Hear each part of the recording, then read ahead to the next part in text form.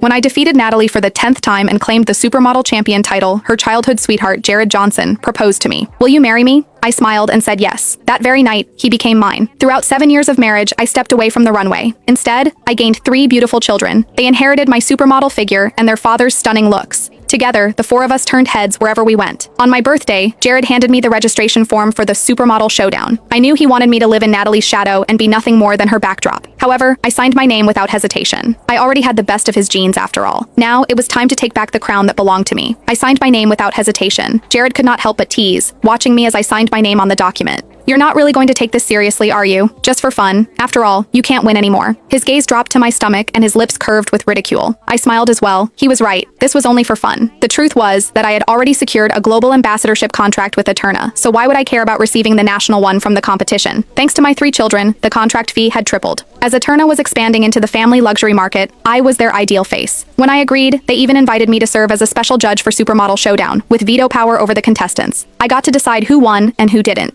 Later that evening, I saw Jared's messages with Natalie on his laptop. "Jared, has Clarissa agreed to compete? I want everyone to see me step on her." Jared replied within seconds. "Don't worry, everything is set. The way she looks now, she'll fall hard." I was not surprised by Jared's message. I had always known he did not love me, and his proposal had been for Natalie's sake. 7 years of marriage and 3 children had been his way of burying my career completely. However, I had my own purpose with him. I wanted his genes and to have beautiful children, so the moment he proposed, I agreed without thinking. After all, a modeling career could not last forever. It was better to prepare early than to be cast aside by time. I had already reached the peak, and I no longer needed the crown. What I wanted more were clever, beautiful children of my own. Natalie sent him cheerful emojis. Jared replied quickly, "She's had 3 children and gained 10 pounds. She's a pig compared to you." I laughed to myself. To comfort Natalie, he would say anything. When I debuted as a model, the industry was amazed by my figure ratio, and I had only grown more striking with time. Just yesterday, Eterna had praised my updated measurements and raised my fee. Hearing Jared's insults, however, allowed Natalie to relax. She cooed sweetly. "Thank you, Jared, for taking such a burden off my heart. Once I win, I'll give you a child too." Jared's reply was curt. "I will never cross that line. Loyalty to my family is where I draw the line." I froze and closed the laptop, walking over to the dining table and cutting myself a piece of cake. I already had my children. Raising them without him would not be impossible. After only 2 bites, Jared knocked it aside. "Look at the shape you're in. And you're still eating?" When I finally glanced properly at the cake, I noticed Natalie's name written. It turned out the cake was meant for her. I set down my fork and asked calmly, "I gave birth and am raising 3 children. Do I not deserve a piece of cake on my birthday?" He tossed his black card onto the table, his expression edged with impatience. "Don't make a fuss over something so small. The card has no limit. Buy yourself whatever you like. I have work. Bye." Half an hour later, I saw Natalie's latest post online. "Thank you, Jared, for such an extravagant birthday celebration. You will always be my soulmate." I stared at the screen in silence until my kids threw their arms around me. "Don't be sad, Mommy. We'll celebrate with you." My eldest, Anna, had already mastered how to read a room. She brought